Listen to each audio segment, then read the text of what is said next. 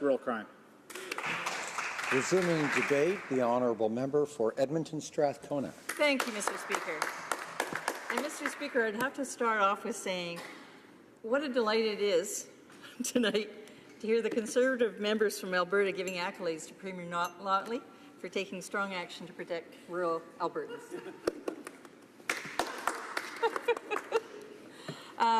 And it certainly is an important issue, but it's absolutely not what we're here to debate tonight. And I am pleased to say that I will be the first speaker tonight that is actually going to speak to Bill C-47. And I and my colleagues are opposed to this bill, but for completely different reasons. So why is this bill important, Mr. Speaker? And why is it important that we get it right?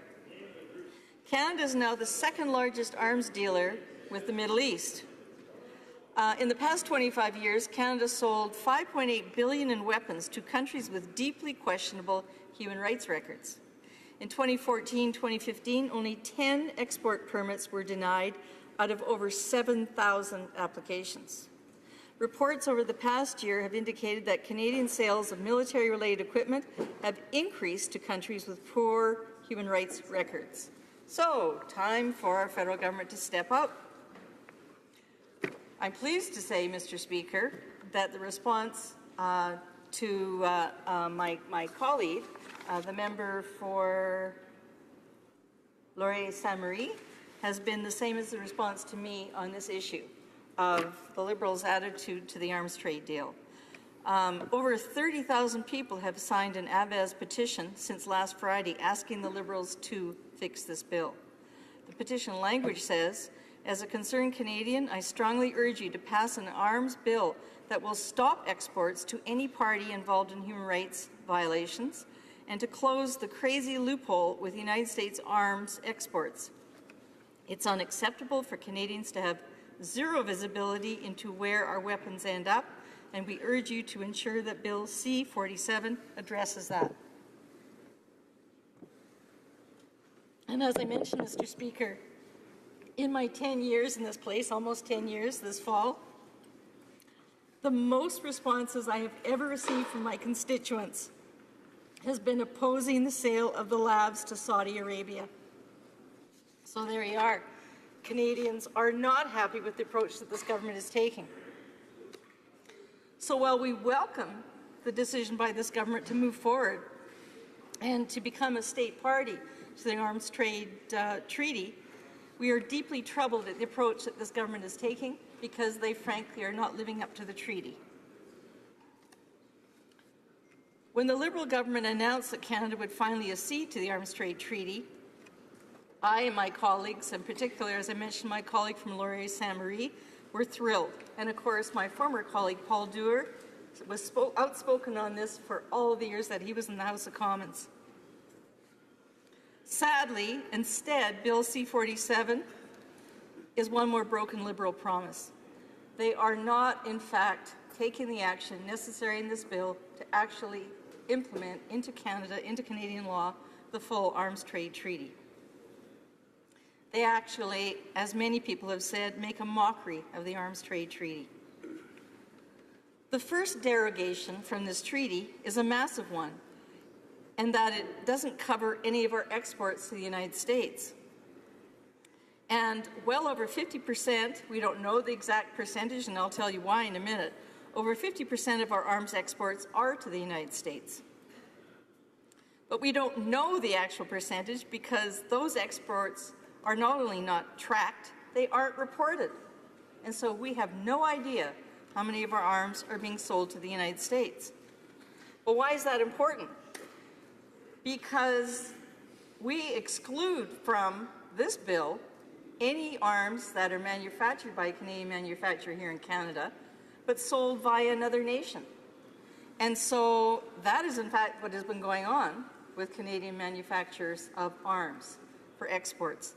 They simply sell them to an American entity or a similar entity they have incorporated in the United States, and they in turn sell them to foreign entities who are major human rights violators.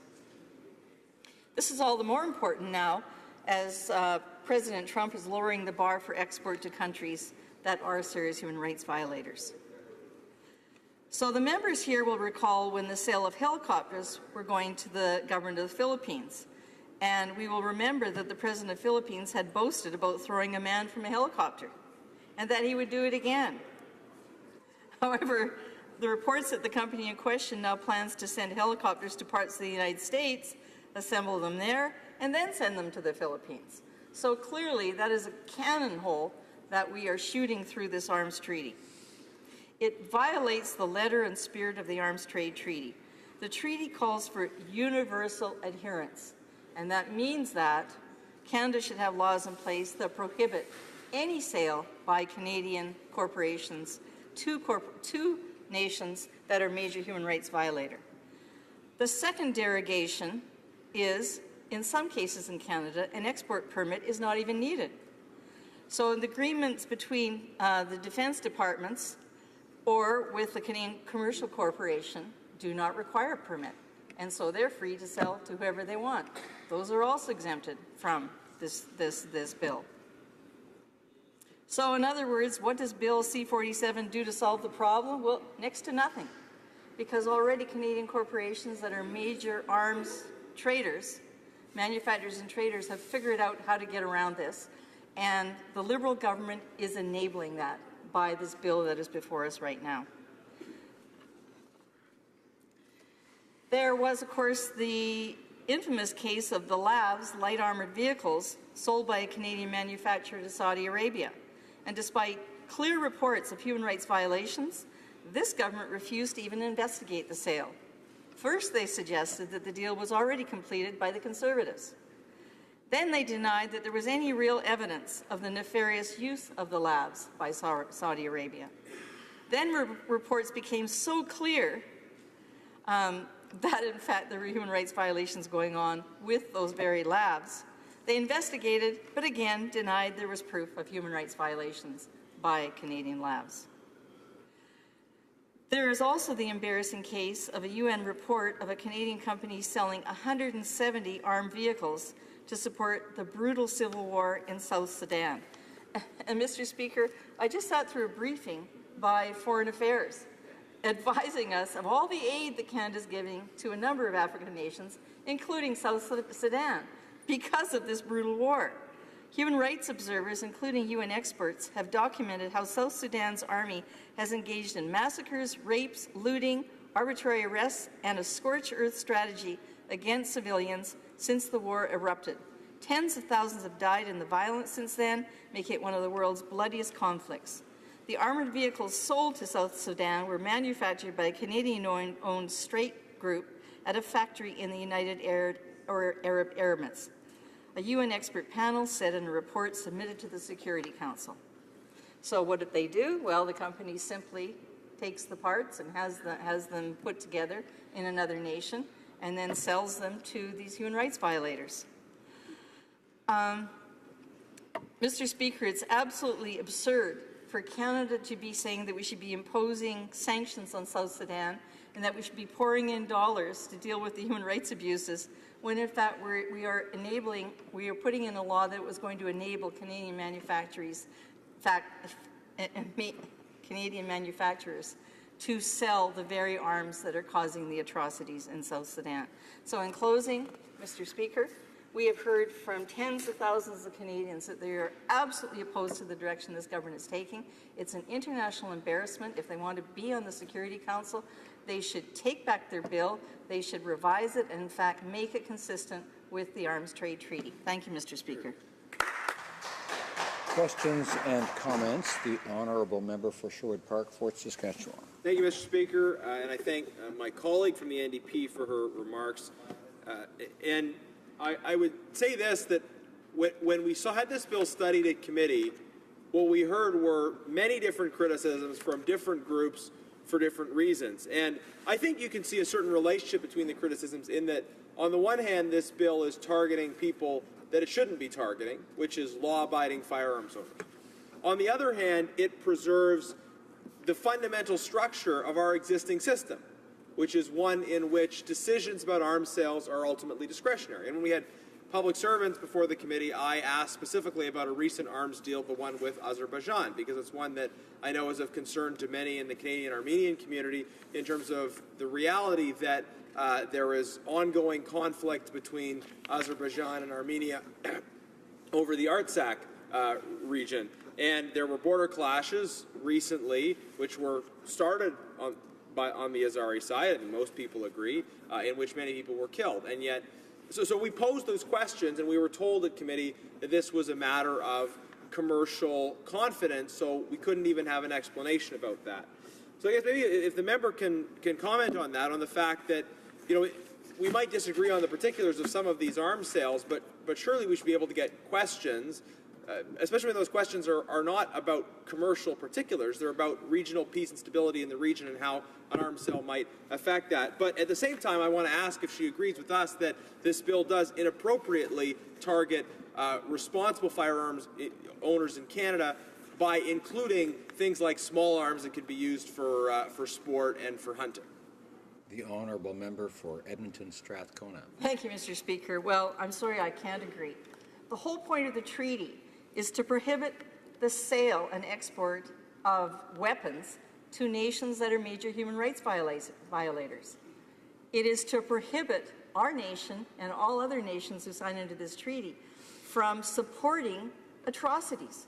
And so it doesn't matter if it's a rifle, it doesn't matter if it's a lav, it doesn't matter if it's a tank, it doesn't matter if it's a bomb. We should not be selling arms to a nation where we know absolutely those will be used for war atrocities.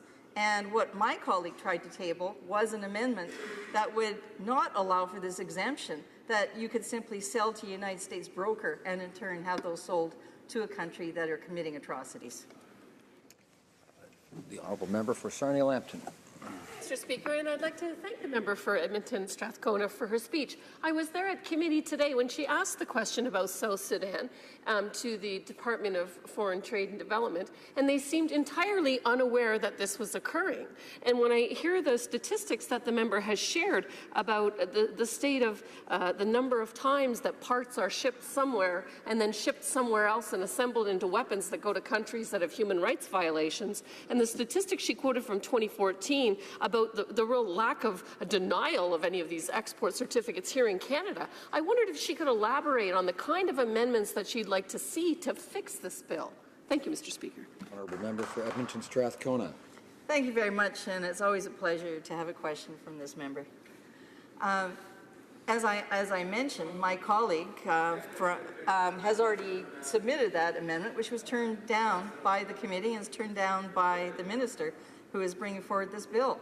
And that would be to not allow manufacturers of armaments to be simply short-circuiting the arms trade treaty by simply selling them or brokering them through another country.